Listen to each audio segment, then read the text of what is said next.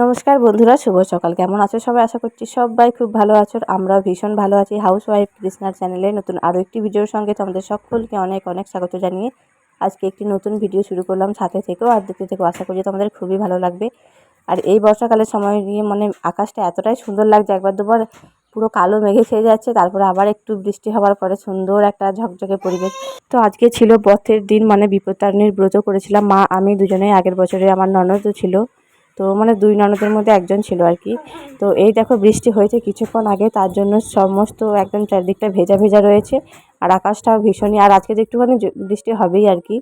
আর এই যে বড় রুমটাই যেখানটায় আমরা থাকি সেই রুমটাতেই আর কি নিরামিষের সমস্ত কিছু রাখা হয়েছে ব্যবস্থাপাতি। কারণ যেখানটায় মিট কেসের মধ্যে রাখতে গেলে সেটা মোছামুছি করতে গেলে অনেকটা সময় সাপেক্ষ হয়ে যাবে, সেই জন্য এখানটায় পরিষ্কার করে নিয়েছি। এর মধ্যেই সমস্ত থেকে যাবে, একদিনের সংসার আর কি। এই ছোটো টেবিলের মধ্যেই আমাকে গুছিয়ে রাখতে হবে। তো এই যে একটা চালের বস্তা কালকে নিয়ে আসা হয়েছে, ওটাও কিন্তু রাখা হয়নি, এখন ঠিকঠাক জায়গায় রাখতে হবে বস্তা থেকে ঢেলে নিয়ে।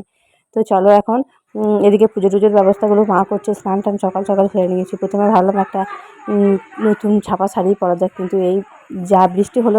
তো দেখো বন্ধুরা, এখানে সমস্ত লুচিগুলো আমি বেলে নিয়েছি, এবারে ভাজার পালা। আর বেলে ভাজতে গেলে কড়াইটা জ্বলে যায়। আঁচের উনুনে বুঝতেই পারছো তো, প্রচুর পরিমাণে তাপটা চলে আসে, সেই জন্য একদম বেলে নিয়েছি।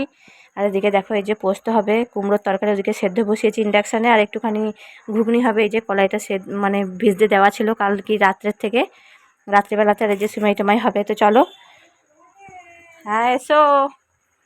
আর এই যে কুমড়োটা সেদ্ধ হচ্ছে ইন্ডাকশানে। দেখো ঘুগনি কলাই আর আলুটা সেদ্ধ বসিয়েছি, ঘুগনি বানাবো সেটার জন্য ইন্ডাকশানে। আর কুমড়ো আলুটা কিন্তু সেদ্ধ হয়ে গেছে,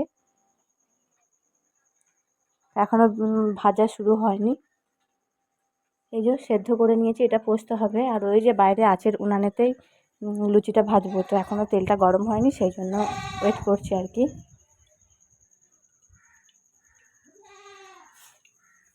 তো গরম না হওয়া পর্যন্ত লুচিটা একদম ভালো ভাজা হয় না। দেখো একটুখানি রোদ বেরিয়েছে বেলার দিকে, কতটা কাদা হয়ে গেছে দেখো সামনেখানটা। ওদিকে পুজোও কিন্তু বসে গেছে, ঠাকুরমশাই চলেও এসছেন। তো চলো এখন ফটাফট কাজগুলো সারি। আর তোমাদের সঙ্গে গল্প করতে করতে দেখো আমাদের কিন্তু পুজোটাও কমপ্লিট হয়ে গেছে।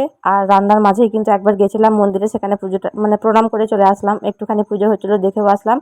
আর এই যে লাল সুতো থাকে সেটা বেঁধে চলে আসলাম হাতে। কারণ ঠাকুরমশাই বলেন যে এই বিপত্তারিণীর দিন থেকে সারা বছরে একটুখানি সুতোটা হাতে থাকতেই হয়, তা না হলে স্নান করে আসার পরে জল খাওয়াটা যায় না, এরকমই একটা নিয়ম নাকি আছে। তো একটুখানি বেঁধে বেঁধে তো রাখার চেষ্টা করি, কিন্তু কখনো কখনো আবার হয়েও ওঠে না।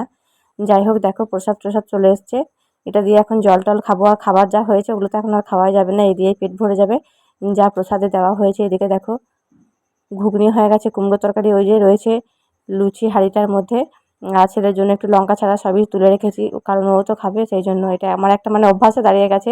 কিছু রান্না করে ছেলের জন্য তুলে রাখবো, আর শুধুমাত্র সেমাইটা করবো, তাহলেই আজকে রান্নাবান্না মোটামুটি কমপ্লিট হয়ে যাবে। তো এই যে একদিনের সংসার আমি গুছিয়ে রেখেছি। এদিকে সমস্ত কাজবাজ ছেড়ে, তো কাজবাজ তো হচ্ছে, আর একটুখানি তার মাঝে ভাতও রান্না করতে হয়েছিল, কারণ বর, তারপরে ছেলে, আর এই যে ঠাকুমা রয়েছে, বাবা, এই চারজন মিলে ভাত খাবে একটু করে দুপুরবেলা। আমি আর মা তো ধরো ব্রত রেখেছি, খাবো না, লুচি টুচি এই সমস্তই খাবো। আর একদম স্নান করে গেছি ঘেমে, এতটাই গরম ছিল, বৃষ্টি হলো, গুমোট একটা গরম রয়েছে। আর এই যে এটাই হলো আজকের মেন লাল সুতো, তার মধ্যে এরকম দুব্ব ঘাস আজকের দিনটা রাখতে হয়, ব্রতের দিনটা রাখতে হয়, পরের দিন সকালবেলা পুকুরে গিয়ে ফেলে আসতে হয়, এরকমই একটা নিয়ম। আর 13টা গিট দেওয়া রয়েছে, আর 13 ফল, 13 মিষ্টি, এসব অনেক কিছু নিয়ম আছে, যেগুলো আমার হয়তো সব কিছু এখনও জানা সম্ভব হয়নি, সবই আস্তে আস্তে জানতে পারবো।